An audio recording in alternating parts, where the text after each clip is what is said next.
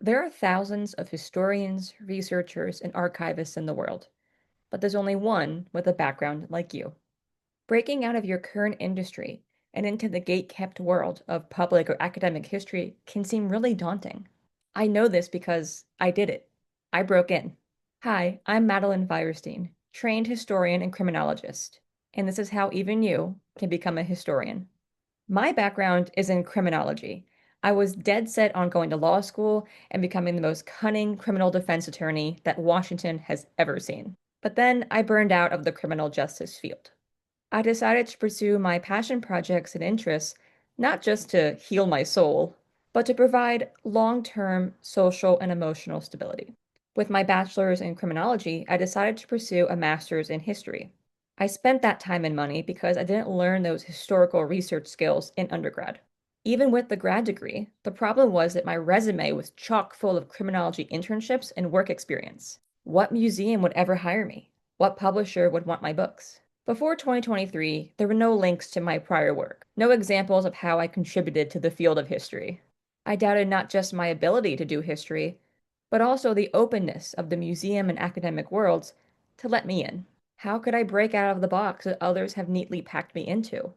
Should I even break free from the padded shackles of my former career? How can I utilize my first academic love to launch the success of my second? First, start by researching people, places, and articles that discuss both of your passions. Maybe the first step isn't to stray too far away from what you already know. No one says you have to reject what you've learned in life. Are you a scientist with immense knowledge on nature, chemicals, or space? Incorporate it. Do you have a talent for crochet, painting, or other art mediums? Add it in. Did you spend years of your life researching the effects of caffeine on the human brain? Throw it in the mix. Is there an author who has published a book on, let's say, how medicine was transported around the world, which combines your background in healthcare with a passion for transportation history? What isn't being done?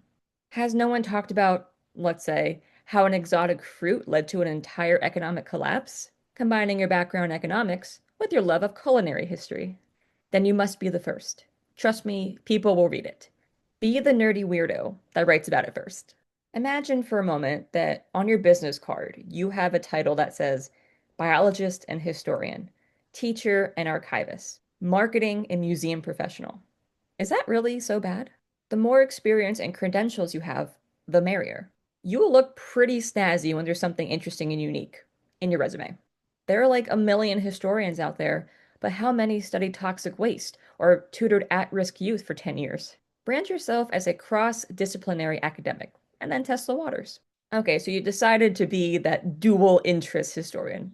Pretty cool. Now, how do you actually get into history with a background that has nothing to do with history? Let me give you some examples of what I've done. Volunteering. I know it sounds boring, but honestly, it's a pretty good deal. It's a great resume builder, and there's no commitment on your end. Plus, museums are always looking for people to assist with events or guided tours. Start writing a blog or submit articles to journals and organizations that accept guest submissions. If you're uncertain if you qualify or if you have kind of like the right idea of what they're looking for, send an introductory email explaining who you are and what you're aiming for. Be mindful not to sell yourself short. You do know this knowledge, no matter what your resume says. Reach out to a museum to see if you can provide a lecture. Museums love adding cool, interesting topics to their calendar, especially if you don't charge. Think about it as exposure and testing grounds for your next move. If possible, seek an unpaid internship. I know we all want to do a paid internship, but those positions are going to be reserved for the grad students who are in history or the doctoral fellows, right? View this as one of those summer courses you took before high school or college to get ahead. In your application, express your plan to shift careers. Tell them about your 5-year plan. Unpaid internships, of course, are easier because you're not competing with those grad students for those paid positions. It's best to already have a foot in the door with an institution or the field of history through volunteering. That way, they know you've at least had some exposure to the world of history. Much of why history is so gatekept is because no one is teaching you how to do history outside of academia.